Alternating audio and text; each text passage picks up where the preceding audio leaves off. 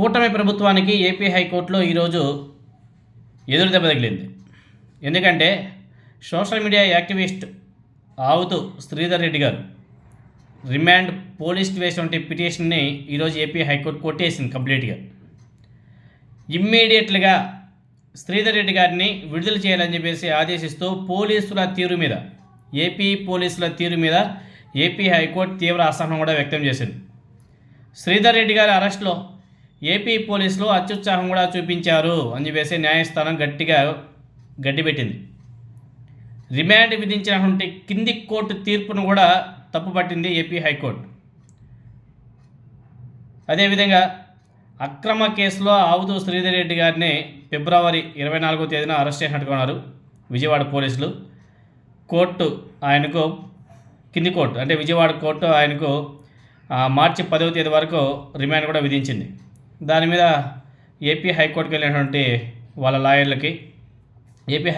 వాళ్ళ లాయర్లు ఆయనకి ఏపీ హైకోర్టు కేసు కొట్టేస్తూ ఆయన ఇమ్మీడియట్గా విడుదల చేయాలని చెప్పేసి తీర్పు ఇవ్వడం కూడా జరిగింది ఏపీ హైకోర్టు.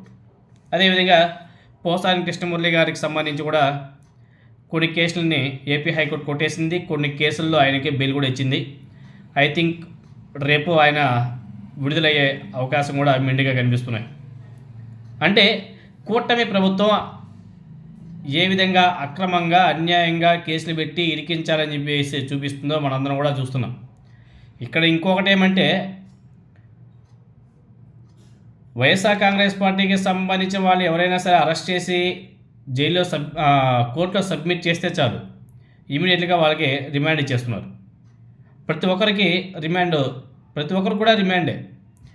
మొన్నటికి మొన్న చిలకూరుపేటకు సంబంధించి వైఎస్ఆర్ కాంగ్రెస్ పార్టీ సోషల్ మీడియాకి సంబంధించినటువంటి వ్యక్తి, అతను కూడా పోలీసులు అరెస్ట్ చేశారు. నర్సాపేట పోలీస్ స్టేషన్ కోర్టులో హాజరుపరిచారు. ఇమీడియట్గా అతనికి 14 రోజులు రిమాండ్. ఐ థింక్ అతను నర్సాపేట జైల్లో ఉన్నాడు. నిన్న విడుదల రజనీ గారు వెళ్ళి పరామర్శ కూడా చేశారు. సబ్మిట్ చేయడం ఆలస్యం, రిమాండ్. మళ్ళీ వాళ్ళు ఏపీ హైకోర్టుకి వెళ్ళడం, అక్కడ సవాల్ చేయడం, మళ్ళీ అక్కడ నుంచి ఏపీ హైకోర్టు ఏపీ పోలీసులకి అదేవిధంగా కింది కోర్టులకి గట్టిగా బుద్ధి చెప్పడం, ఇలా పోతుంది. ఇలా గడిచిపోతుంది అంతే.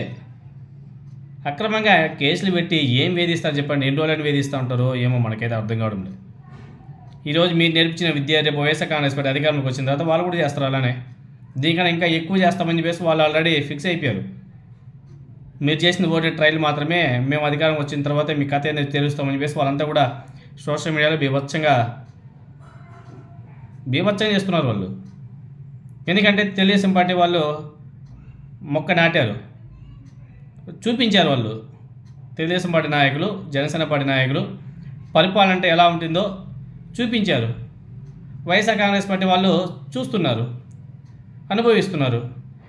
అది నెక్స్ట్ ఎలక్షన్లో పరిస్థితి ఒకవేళ బై బ్యాడ్ లక్ అయితే తెలుగుదేశం పార్టీ ఓడిపోయింది అనుకో, వైఎస్ఆర్ కాంగ్రెస్ పార్టీ అధికారంలోకి వచ్చిందనుకో, వచ్చిన నాటి నుంచే పరిస్థితి ఎలా ఉంటుంది?